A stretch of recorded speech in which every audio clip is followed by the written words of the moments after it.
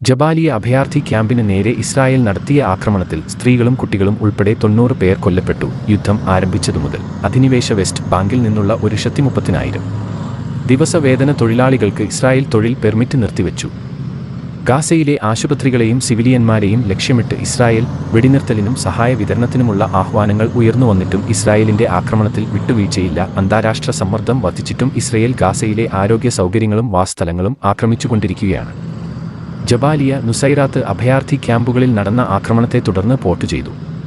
ഗാസയിലെ ഷുജയ്യ, തുഫ്, ദരാജ് എന്നിവിടങ്ങളിലെ നിരവധി വീടുകൾ ലക്ഷ്യമിട്ടാണ് ഇസ്രായേൽ ആക്രമണം നടത്തിയത്. ഗാസയിലെ അൽ ഷിഫ് ആശുപത്രിയുടെ പ്രവേശന കവാടത്തിൽ വെടിവയ്പുണ്ടായതായി റിപ്പോർട്ട് ചെയ്തു. ആശുപത്രിക്ക് നേരെയുണ്ടായ ആക്രമണത്തിൽ 26 ഫലസ്തീനികൾ കൊല്ലപ്പെട്ടതായി അൽ ജസീറ മാധ്യമങ്ങൾ റിപ്പോർട്ട് ചെയ്തു. തെക്കൻ ഗാസയിലെ ഖാൻ യൂനിസിലെ നാസർ മെഡിക്കൽ കോംപ്ലക്സ് കഴിഞ്ഞ 48 മണിക്കൂറിനിടെ നിരവധി തവണ ലക്ഷ്യമിട്ടിരുന്നു. ഇസ്രായേലി ടാങ്ക് ഷെൽ ഞായറാഴ്ച പ്രസവാവധി കെട്ടിടത്തിൽ ഇടിച്ച് 13 വയസ്സുകാരി ദിന അബു മെഹ്സൻ കൊല്ലപ്പെടുകയും നിരവധി പേർക്ക് പരിക്കേൽക്കുകയും ചെയ്തതായി ഗാസ ആരോഗ്യ മന്ത്രാലയം അറിയിച്ചു.